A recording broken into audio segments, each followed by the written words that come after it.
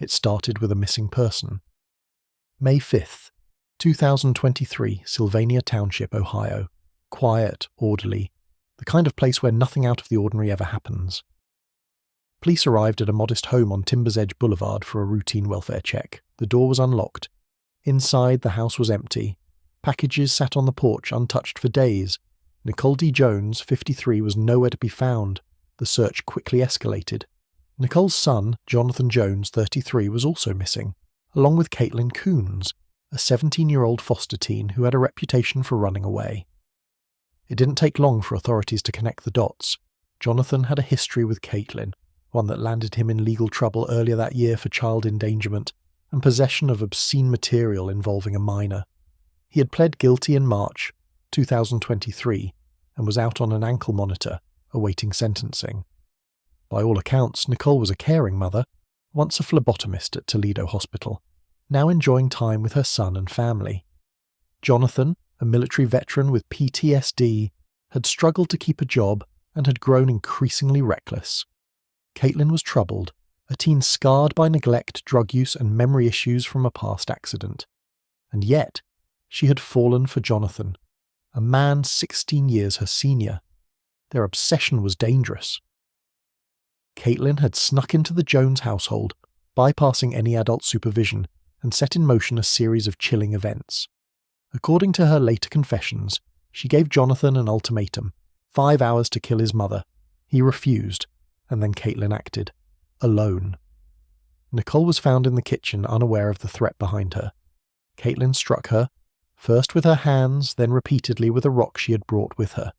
Jonathan later described the horror, though he claimed he was in shock and did not deliver the fatal blows.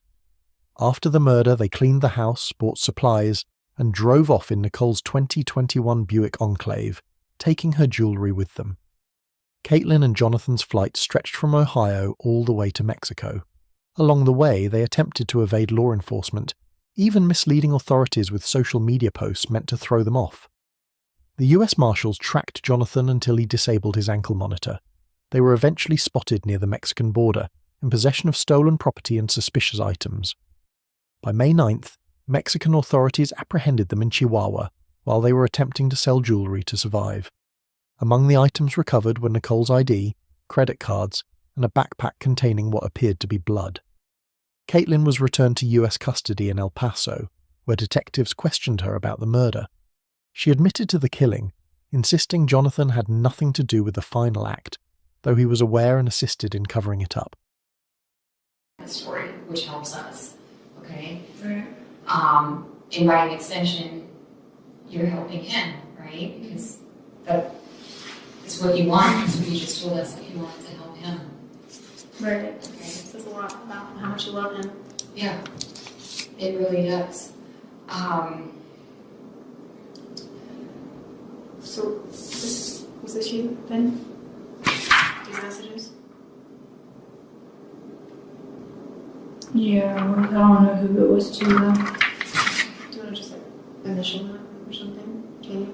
What? Since you wrote his name on here and blamed him for it, can you? So you're saying this is you? Mm-hmm. Do you remember who you sent it to? I don't. Did you send it to more than one person? No. I know I told like one other person that I killed somebody and stuff, and they were asking me if I could kill another person for them, and that's how that went, and that they wanted to come to Mexico.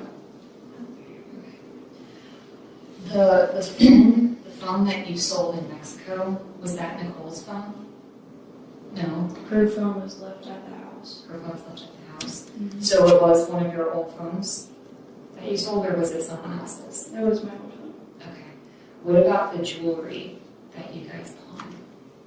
It was her jewelry that I found, and I gave it to him. Okay. And That's the one that you guys pawned elsewhere, or is that the one you were trying to sell in Mexico?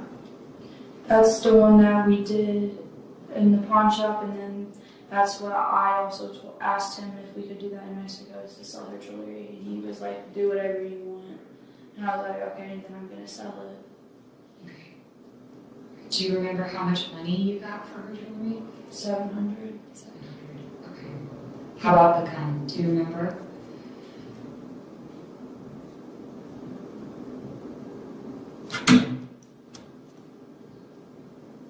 I think it was like 80. Okay. Thank you for telling me that. Inappropriate towards him. Okay. And it's like, she didn't have friends, she didn't have family. So it's like, honestly, it's like I killed a nobody. Well, what about the lady that was shot in Arizona? I don't know about that person. I did that one out of anger. Okay. I just wanted to blow off steam and I didn't even think about that. Were you guys? But I honestly think that that one didn't have anybody either, to be honest. She was literally in a blanket on the bus stop, on her phone, with glasses. So was she sitting down? Okay. But if she is dead, which I don't know, how does that make you feel? I mean, I don't know. I don't know how I feel about it. I mean, she was just an innocent bystander and you were angry and you shot someone that did nothing to you. Yeah, but at the same time, I could have not shot her. Could have not shot her. That was the first time I shot somebody in my life. Well, tried to shoot. Right. So she could still honestly be alive. And honestly, and another thing is, I honestly did research on that. I was seeing if anything popped up for Arizona about somebody getting shot, and nothing did. And then I did even a bigger search. I was looking to see if somebody tried to attempt murder. The aftermath was grim. Nicole Jones's body has never been recovered. Caitlin initially claimed she had also killed another person in Arizona, though nothing confirmed this. Both she and Jonathan eventually pleaded no contest to aggravated murder and related charges. They were sentenced to life in prison with the possibility of parole after 25 years. The case left a community shaken. A mother disappeared in broad daylight.